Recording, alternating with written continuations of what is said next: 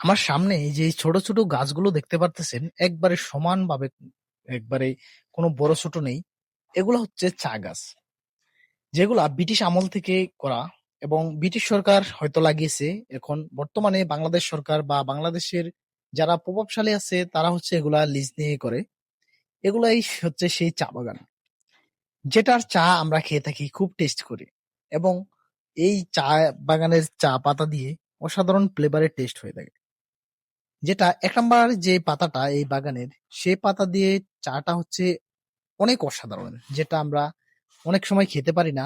এই পাতাটার হচ্ছে অনেক দাম হয়ে থাকে। যেটা আমরা টাকার জন্য খেতে পারি না, এবং যেগুলো হচ্ছে বাহিরে সেল করা হয়ে থাকে। আমাদের দেশ থেকে বাহিরে সেল করে আমাদের দেশে রেমিটেন্স আসে বা হচ্ছে বৈদেশিক মুদ্রা আসে। এগুলো হচ্ছে সেই চা বাগান। এখান থেকে যেভাবে বৈদেশিক মুদ্রা আসে এবং আমাদেরও সেভাবে আর্থিক স্বাবলম্বী হয়, এবং আমরাও চা খেয়ে বিভিন্নভাবে তৃপ্তি মেটাতে পারি। এই সেই চা বাগান।